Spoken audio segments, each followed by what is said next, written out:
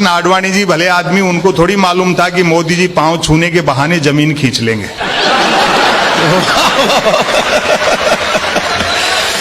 मैं क्या कहना संपत भाई, वाह वाह वाह। महापुरुषों के नाम पर मिथकों के नाम पे लड़ाया जाता है। अभी तो बीजेपी के एक बड़े नेता ने कह दिया कि बापू का आजादी के आंदोलन में कोई योगदान नहीं रहा। हमने उनका बुरा नहीं माना कि भाई हो सकता है खुद के बापू के लिए कह रहे हो। हरियाणा सरकार के स्वास्थ्य मंत्री ने कहा, जब से नोटों पे गांधी का चित्र छपा है तब से नोटों की कीमत घट गई। यही भारतीय प्रजातंत्र की खूबसूरती है कि शारीरिक और मानसिक रूप से बीमार आदमी भी स्वास्थ्य मंत्री बनाया जा सकता है। क्या कहना संपत भाई, वाह वाह। इनकी हरकतों पर गांधी भी हंस रहे होंगे स्वर्ग में बैठे। आपको ध्यान होगा 30 जनवरी को एक दुर्घटनाक्रम हुआ बापू की पुण्यतिथि के दिन। कुछ सिरफिरे और भ्रमित लोगों ने एक पुतला बनाया, गोली मारी, सांकेतिक खून निकला और खुशी में मिठाई बांटी गई। उन मूर्खों को यह तक पता नहीं होगा कि पुतले को गोली मारकर जो सांकेतिक खून निकाला और उस खुशी में जो मिठाई बांटी, वो मिठाई खरीदने के लिए जो नोट खर्च हुए उन पे तो गांधी छपे हुए थे। देश सबका है, सब देश के हैं, देश मोहब्बत से चलता है, हाँ, प्रेम और भाईचारे से चलता है।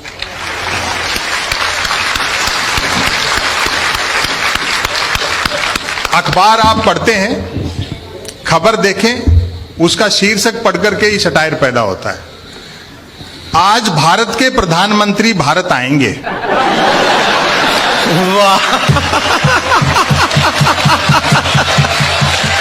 भाई, वाह वाह वाह वाह वाह वाह वाह। मैंने कहा भैया खबर बड़ी है, सेलिब्रेट करना चाहिए। मैंने एक 7-8 साल के बच्चे को 10 रुपए दिए। मैंने कहा बेटा सामने आइसक्रीम के ठेले वाला है, 5-5 रुपए की 2 कुल्फी खा, एक ले आ, एक तू खाना, एक मैं खाऊंगा। आज भारत के प्रधानमंत्री भारत आएंगे। बच्चा गया, एक आइसक्रीम खाता हुआ लौटा, बोला अंकल उसके पास सिर्फ 10 वाली थी, आप फिर कभी खा लेना।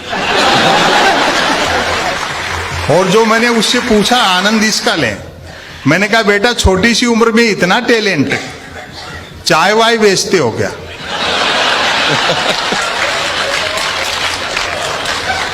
बोलो नहीं अंकल मैं तो पढ़ता हूं। आप जानते ना अनपढ़ के लिए पॉलिटिक्स के अलावा कहीं स्कोप नहीं है। अरे वाह वाह वाह वाह। मैंने क्यों साधु बाबा बन सकते हो, डेरा आश्रम खोल सकते हो, कथा प्रवचन कर सकते हो। बोले अंकल वो तो और मुश्किल है। साधु बाबा बनने, डेरा आश्रम खोलने, कथा प्रवचन करने के लिए सिर्फ अनपढ़ होना ही काफी नहीं है, अज्ञानी होना भी जरूरी है। दुनिया के किसी देश में ऐसा उदाहरण नहीं मिला होगा जब वहां के प्रधानमंत्री या राष्ट्रपति की डिग्रियां प्रेस कॉन्फ्रेंस करके दिखाई गई होंगी। हालांकि मैं इससे सहमत नहीं हूं। भाई डिग्री पे क्या सवाल उठाना, जब सैटेलाइट लॉन्च होकर के अपनी कक्षा में स्थापित हो गया और धरती के चक्कर काट रहा है, फिर क्यों डिजाइन पे बहस कर रहे हो? हालांकि प्रेस कॉन्फ्रेंस करके डिग्रियां दिखाई, तब जाकर विरोधियों के मुंह बंद हुए कि हमारे प्रधानमंत्री ने न सिर्फ एमए कर रखा बल्कि बीए भी कर रखा।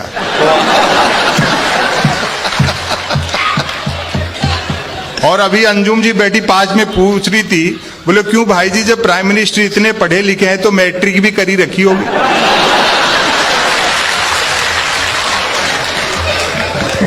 भाई वाह वाह वाह वाह, क्या कहना संपत भाई, वाह वाह वाह वाह। अच्छे दिन आएंगे जब बुलेट ट्रेन चलेगी। सुनते हैं उसका किराया भी कम होगा और वो सवारियां लेने भी घर घर जाएगी। और गुजराती दिमाग लगाया है प्रधानमंत्री ने, शिंजो आबे से बुलेट ट्रेन के लिए कर्जा भी 50 साल के लिए मांगा है। वो जानते हैं 50 साल बाद न देने वाले बचेंगे न लेने वाले बचेंगे। और बाई दी वे 50 साल बाद किसी जापानी को अपना कर्जा याद भी रह गया तो वो जैसे ही कर्जा मांगने बंबई उतरेगा, अपन उन्हीं की बुलेट ट्रेन में बैठ के अहमदाबाद निकल लेंगे। लेकिन देखो बुलेट ट्रेन चलेगी जरूर, क्योंकि उस पे शिंजो आबे ने हस्ताक्षर किए हैं और शिंजो आबे हिंदुस्तान के प्रधानमंत्री नहीं है।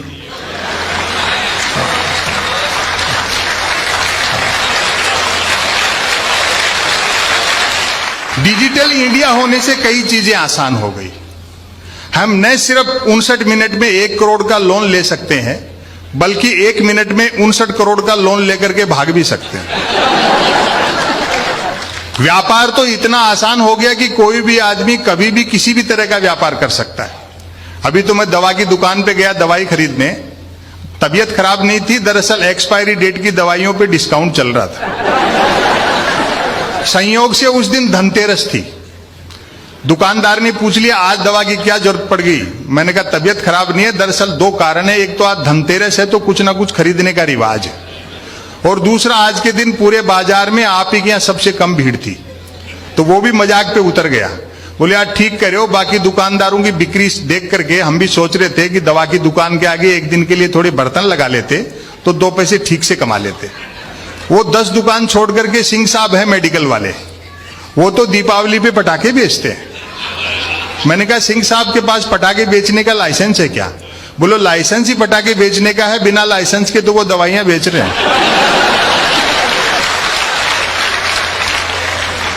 कहते हैं कि साहब भ्रष्टाचार पे बड़ा अंकुश लग गया।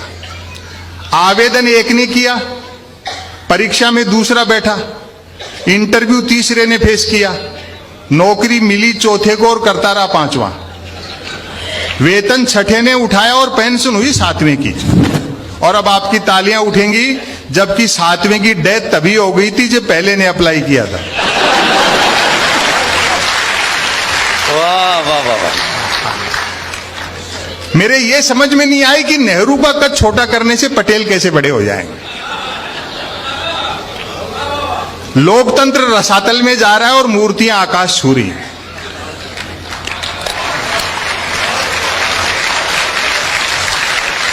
जी, सरदार सरोवर के तट पे दुनिया की सबसे ऊंची मूर्ति लगाई गई सरदार पटेल की।